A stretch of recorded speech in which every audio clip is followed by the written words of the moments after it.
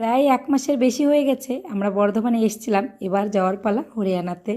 ওর বাবা তো এসেছিলো ভোট দিতে আর আমাদেরকে নিয়ে যেতে। তো এবার আমাদেরকে নিয়ে আবার ফিরে যাচ্ছে হরিয়ানা। যখন হরিয়ানা থেকে বর্ধমান আসি তখন তো মনটা খুবই আনন্দ থাকে, আর যখন বর্ধমান থেকে হরিয়ানায় যাই তখন কিন্তু মনটা খুবই খারাপ থাকে। বাপের বাড়ি, শ্বশুর বাড়ি, আত্মীয় স্বজন সবাইকে ছেড়ে যখন চলে যেতে হয় সেটার বলার কোনো ভাষা থাকে না, এতটাই দুঃখ লাগে।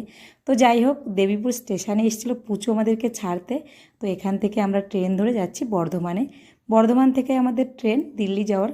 তো পৌঁছেও গেছি বর্ধমানে, আর বর্ধমানে এসে দেখি এখানে প্রচুর বৃষ্টি হচ্ছে। আমরা পৌঁছে গেলাম ওয়েটিং রুমে ব্যাগ রেখে রাজনুষ্কাকে রেখে আমরা এসেছিলাম একটু বাইরে একটু কেনাকাটা করার জন্য। এই যেমনটা ধরো কিছু মিষ্টি নিয়ে নিলাম, আর মিষ্টিটা যখনই আমরা হরিয়ানায় যাই অবশ্যই নিই, কারণ এই কলকাতার মিষ্টিটা হরিয়ানার মানুষ খুবই পছন্দ করে, তাই ওদের জন্য একটু মিষ্টি নিতে হয়। তো যাই হোক, কিছু মিষ্টি নিয়ে নিলাম, কিছু ফল নিয়ে নিয়েছি, কিছু সবজি নিয়ে নিয়েছি। মোটামুটি কিছু কেনাকাটা করে আমরা আবারও চলে আসলাম রাজনুষ্কার কাছে।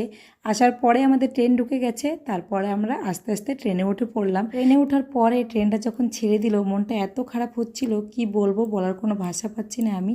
এই যে এতদিন ছিলাম, প্রায় 1 মাসের বেশি, এত আনন্দ ফুর্তি, ঘোরাঘুরি, সবার সঙ্গে একসঙ্গে সময় কাটানো, এখন যেন সবাইকে ছেড়ে কত দূরে চলে যাচ্ছি। তো যাই হোক, যেতে তো হবে, কিছু করার নেই।